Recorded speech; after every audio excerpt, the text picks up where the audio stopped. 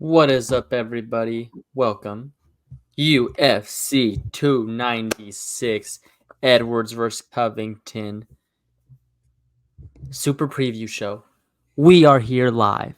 It is Wednesday. We are 1, 2, 3 nights, 3 sleeps away from the main event in Las Vegas, Nevada. We are back in Las Vegas.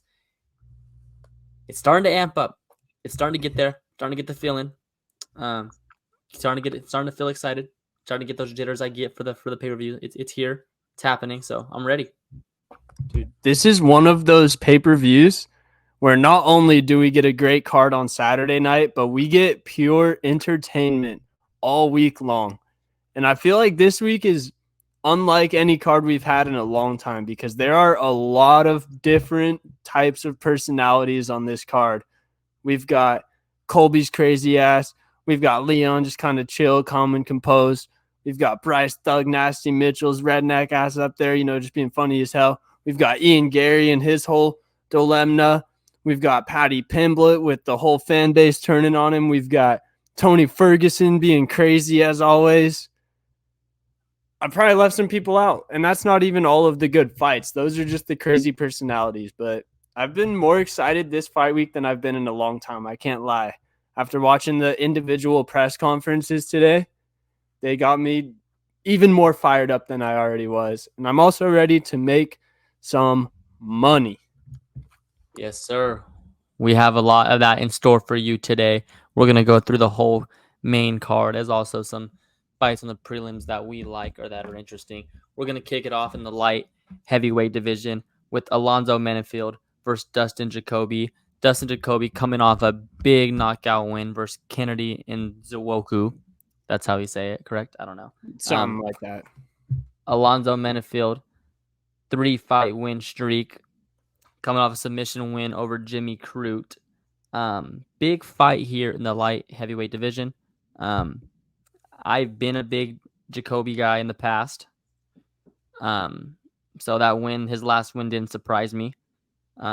I like him to make some noise in this light heavyweight division. I actually like the winner of this to make some noise in the light heavyweight division. Big fight here. I personally, Alonzo Menifield's plus 225, Dustin Jacoby's minus 275. That's a big number for Dustin Jacoby. I personally think Menifield's just better right now.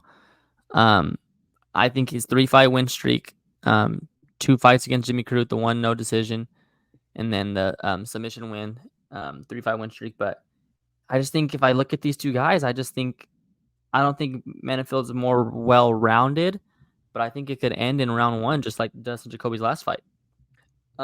So I'm going to kick it off the card here with an underdog, and I'm going to go Alonzo Menifield to win this fight. What say you? Hello. I'm sticking with the chalk on this one. Vegas has been all over it lately. And I personally like Dustin Jacoby in this matchup. I think he's a lot more fluid on the feet, more technical. Menifield definitely has the power advantage, but I believe that as long as Jacoby can survive the first couple initial onslaughts, he should be able to dance around, do his thing, maybe win a decision or a late knockout. So I'm sticking with the favorite here. Started off early. I agree. I don't agree actually, but I agree with all the points The that you logic. made.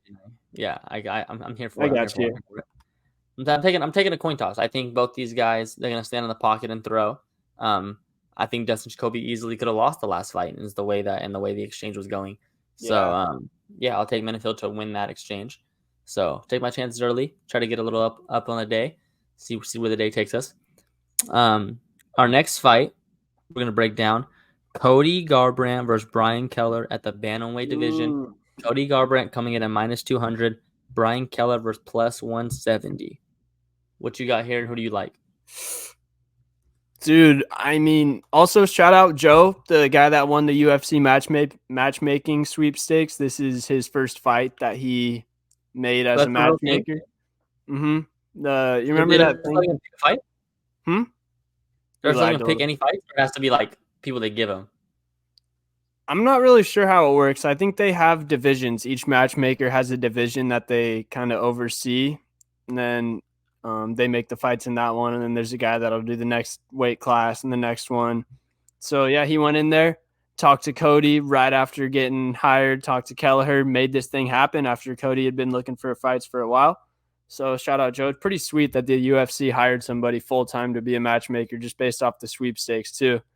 It's another reason we love this company and the sport of MMA so much, especially Dana White. Dude's just different, does things outside the box. No way that any other multi-billion-dollar corporation president would do it. Anyway, let's get back to the fights. Cody Garbrandt versus Brian Kelleher.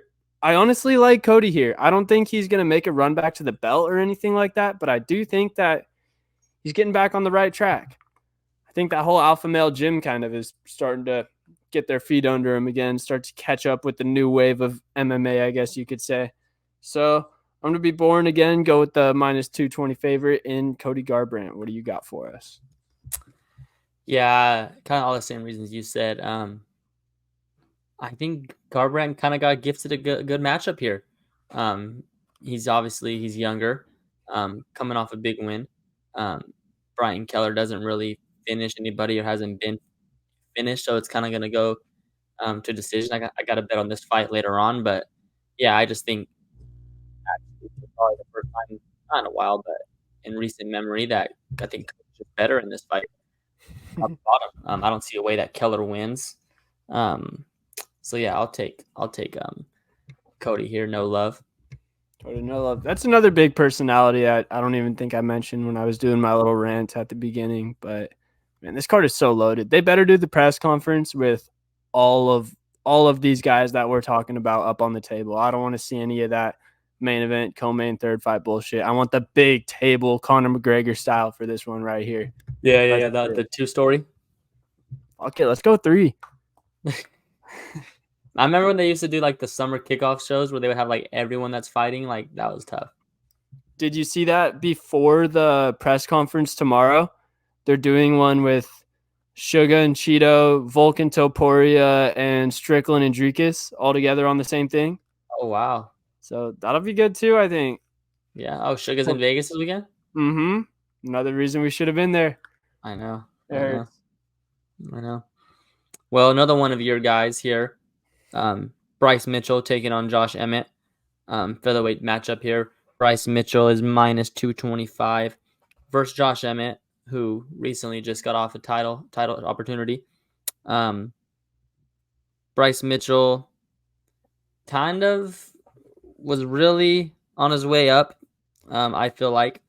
And obviously the loss to Topuria, but I mean, he got a win since then. So I think we kind of magnified that loss because it kind of was like he wasn't at the level we thought he was, but I think he's still here. He's had a lot of outside the cage issues, pun intended. But yeah, what do you think here? Do you think he can get back on track and you think he can start a run again? So I can't lie to you. I love Bryce. Everyone knows that I'm a big Bryce Mitchell guy. But when I saw this line at first, I was kind of confused. I thought Josh Emmett would be the favorite, especially because he's been in the full camp. Bryce Mitchell taking it short notice.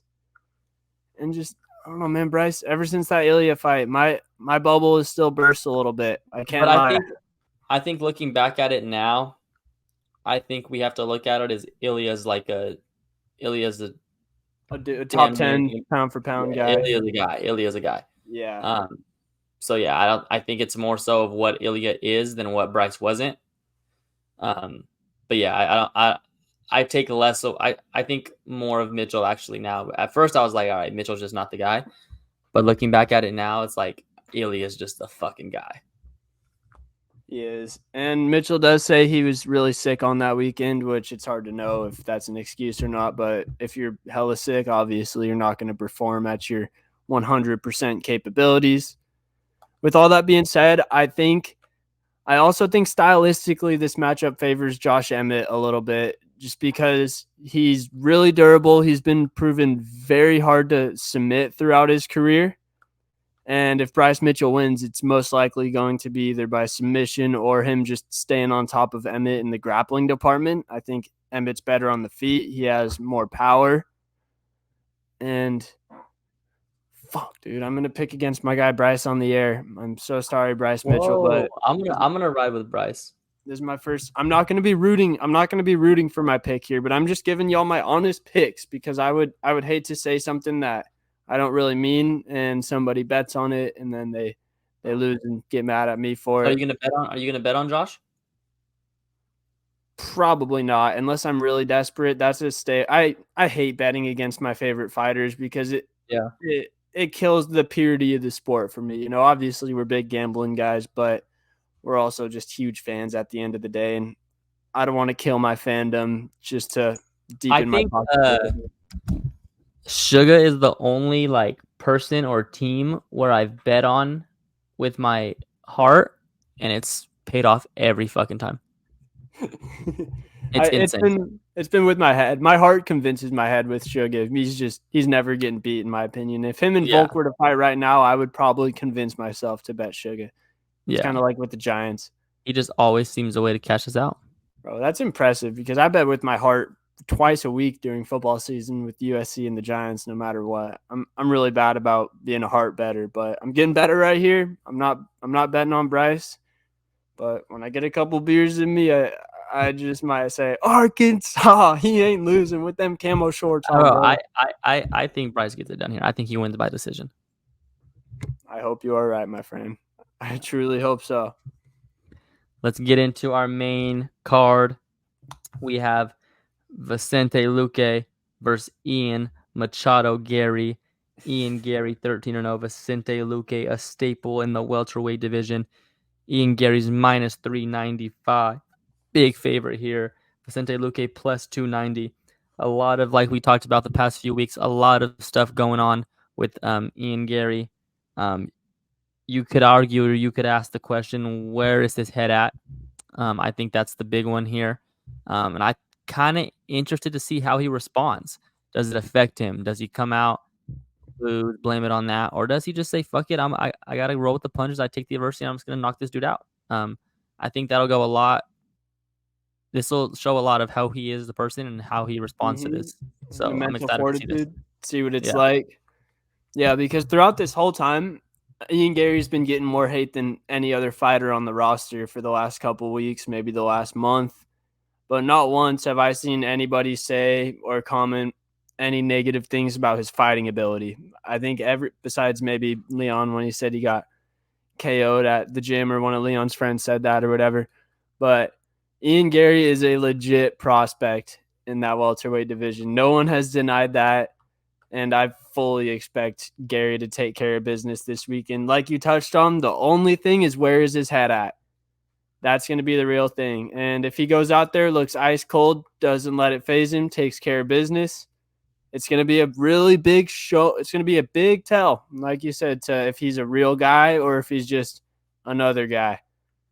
What do you think of him skipping on media day today? Is there any relevance to all the hate that's been going on? Do you kind of think he's dodging the smoke there? See, and that's kind of it too. Like, so that kind of tells you how, like, is he not? Like, it is changing something. Yeah. So it's definitely on his head.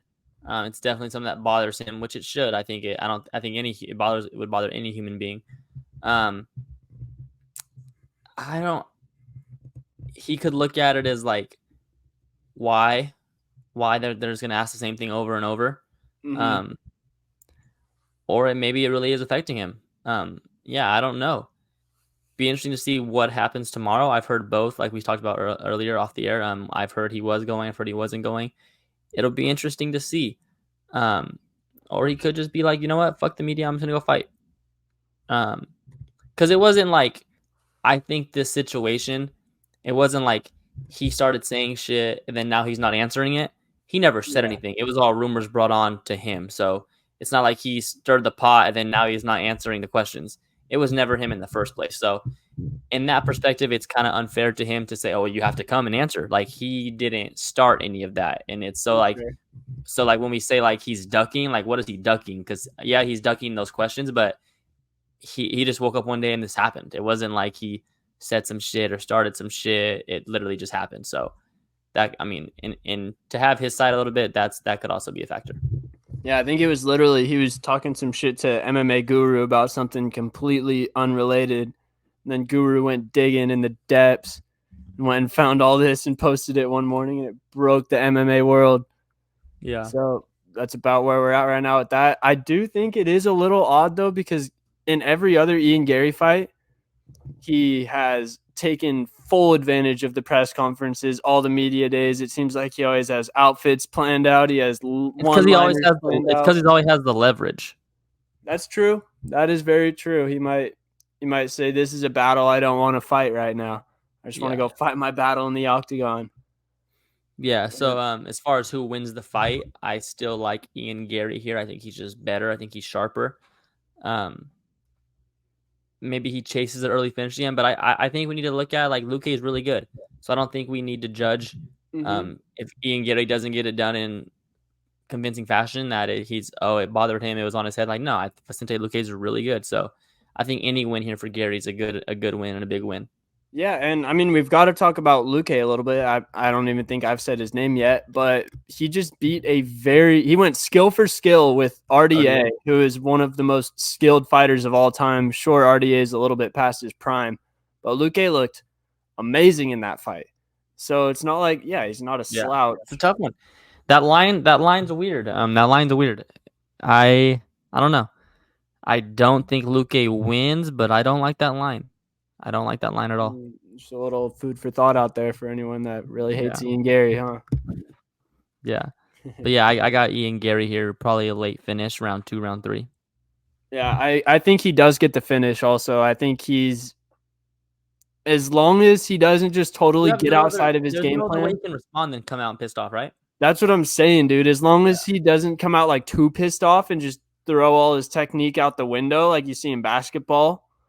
But I feel like there's a lot more room to be pissed off in fighting than there is in any other sport, as long as you have some of that composure and technique still. And Gary's always been a super technical guy, so I don't think he's just going to throw that completely out the window. Man, what a card, bro. This is the opener for the main card, and this has been getting more buzz than I would say most pay-per-view co-mains or even headliners, honestly, just in terms of in the media throughout the week. Maybe not about the fight itself, but about one of the fighters. Yeah. Big one.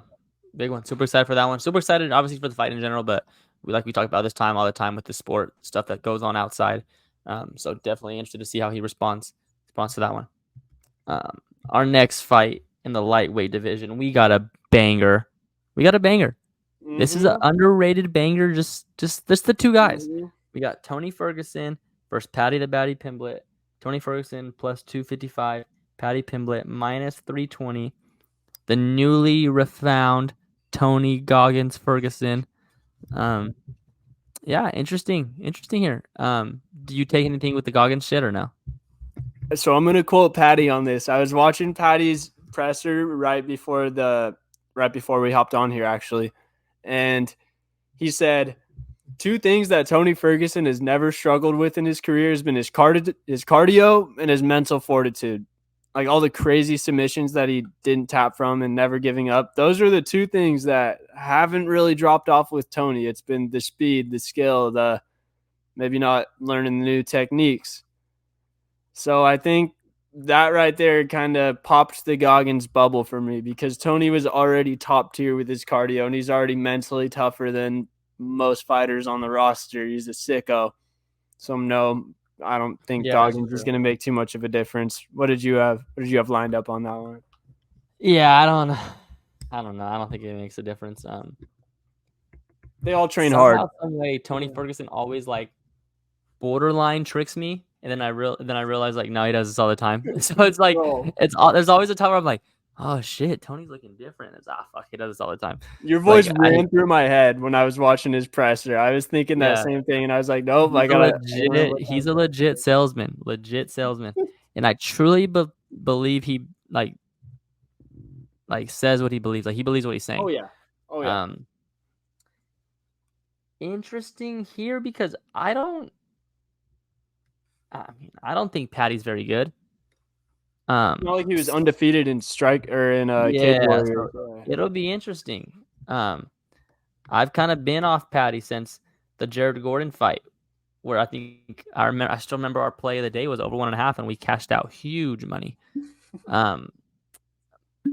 But yeah, I mean, I think Patty's got to come with a better response too. Um, but as far as like where you evaluate their talents, I don't know how they match up talent wise. It's weird. It's a weird matchup. Mm-hmm. Yeah, because obviously Tony Ferguson is a much more talented fighter than Paddy the Baddy. If you weren't looking at age in this one and you look at Tony when he was on his rise compared to Paddy on his rise currently, Tony mops the floor with him. But Tony's almost 40 and he is on a massive losing streak. So that brings him down. That's the question. Does it bring him down far enough to where Paddy is as a fighter, skill wise?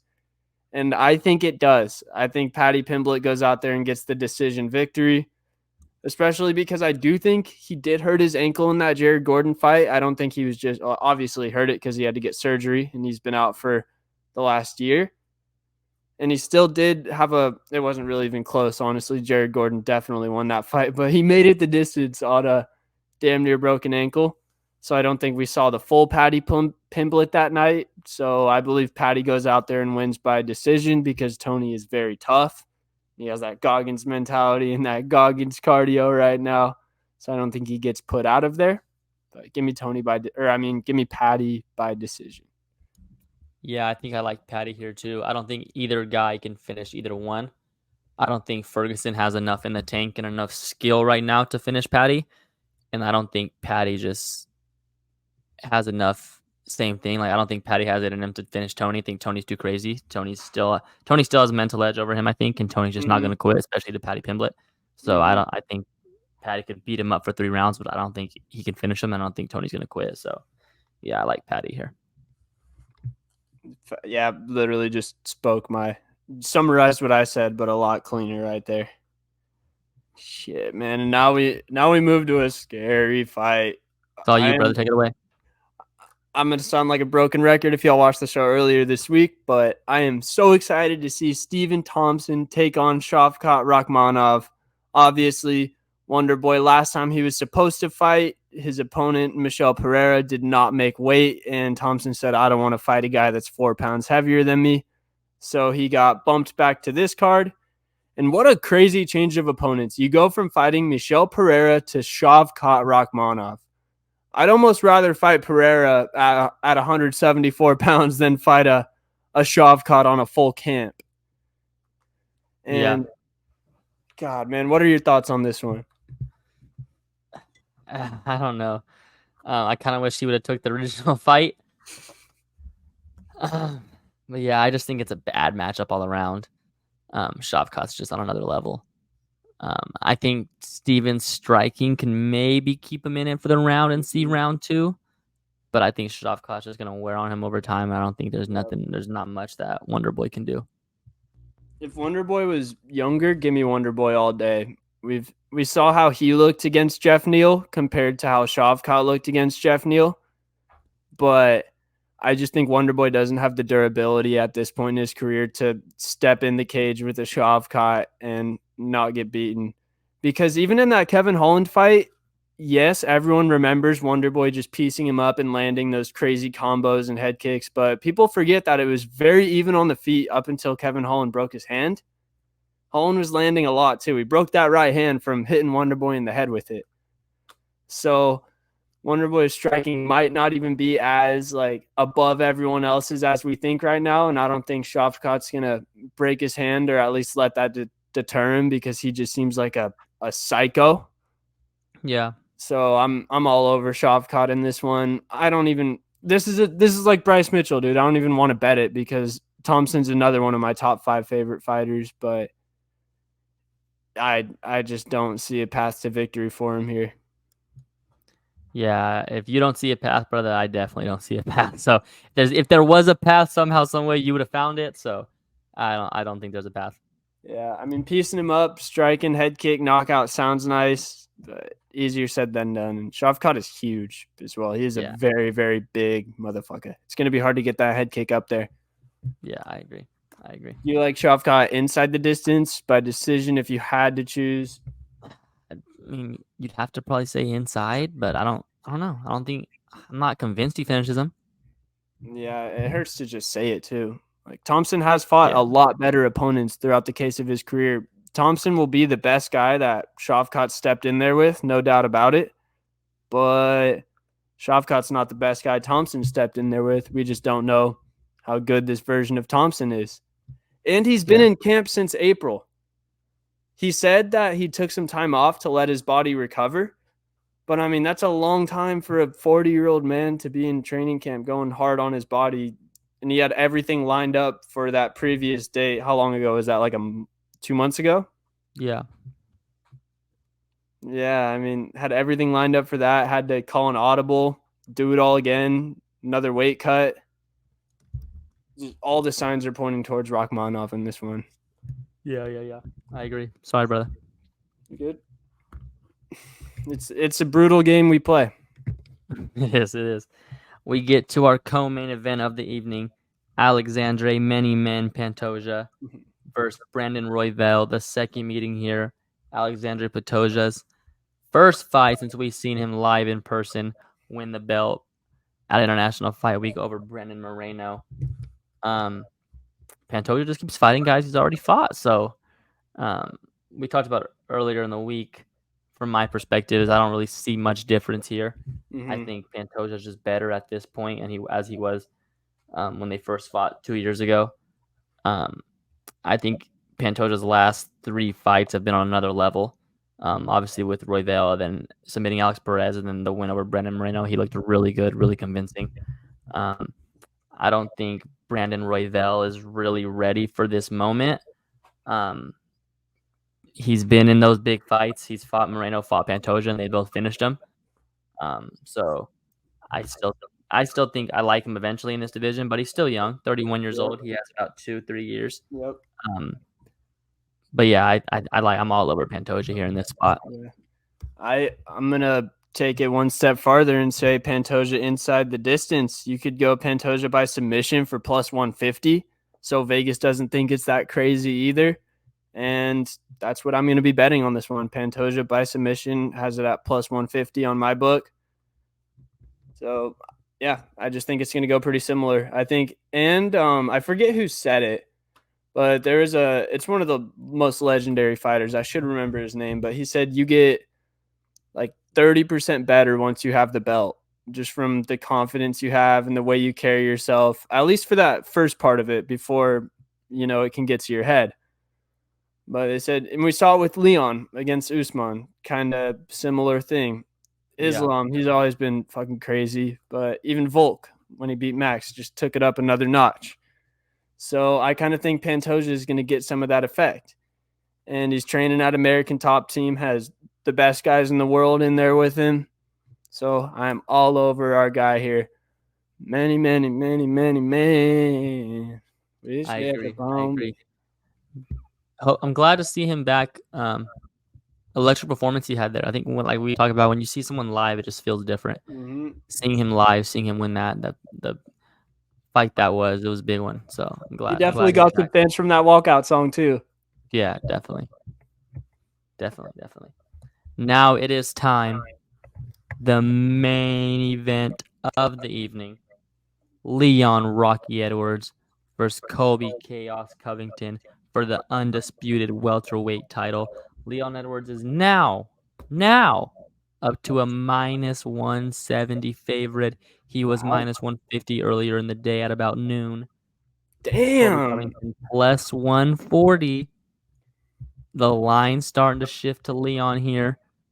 I'm big on Leon at this spot, as we talked about. I'm all over Leon here. I already got him in earlier at minus 150. So, are you moving with Vegas here? You're all over Leon? Yep, I can't change from what I said yesterday. Colby sold me a little bit in his presser, as he does.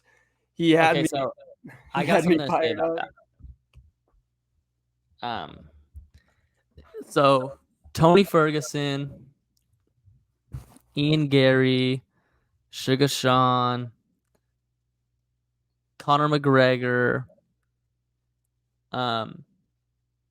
Izzy, when they say things at press conferences, it sounds natural and it sounds like it doesn't sound staged, because I truly think they believe it. Mm-hmm. And I think that Kobe believes everything he says. Like, he truly thinks he's gonna win. I have no doubt about that. But I just feel like when he says it, it feels so staged. It's like the Chael, but he's just not as clean as Chael was with the delivery. It's not, and it's just always something. Like, literally says one thing, next question says something else. Like, it's just so like it's like he has it in his head before the press conference even gets there. Like, he sits down, all right, I gotta get this off, and then just says it no matter what. So yeah, he didn't convince me because I don't know. Well, he has to spend hours thinking of his jokes and his one-liners, or he pays a comedian. I'm not even joking, because some of the stuff he says is so clever. Like, he called Shavkat shit rat on the press conference. I'm like, he says so many little funny one-liners that just have me dying. It was a free comedy show in his press conference, and he also had me fired up. The way he brings Trump into it. Who knows if he's even like that huge of a Trump guy? I think he just knows that it makes people either hate him or love him. Just like same thing as Trump. So I think he just kind of goes into it for that reason even more. Definitely. Yeah, I got Leon here. I do think Colby's a great fighter. He has one of the best work ethics in the UFC, one of the most disciplined fighters, one of the best cardio, but I just think Leon's too much for him at this point. I think Leon's style is perfectly crafted to beat a guy like Colby as well.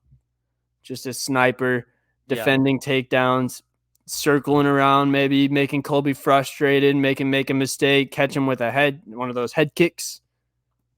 So give me Leon here. I'm all over Rocky, and I wish I wasn't. I want Colby to win. Just to be fair, I think Colby's hilarious. He's a fighter I like more on the roster than others. I won't say he's one of my favorites, but I definitely like the guy. Yeah, same for you. I think a younger Colby, yes, but I don't think the last 2 years he's not at that level that he was. And I think Leon's in his prime right now. I think Leon's on another level. Yeah. I think Leon goes on a big run here. So yeah, I'm all over Leon here. It's time. Let's get the bets up. Let's win some money here. Alrighty then, let's get this shit. If I can find it. Here we go. We are starting it off with Cody Garbrandt and Brian Keller. I'm going to go over 2.5 here, minus 110. I just don't. One, I think Cody wins.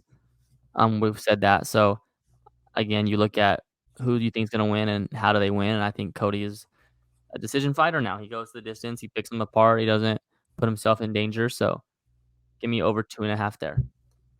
Our next fight here, I'm going to go Lucas Almeida plus 145 versus Andre Fili.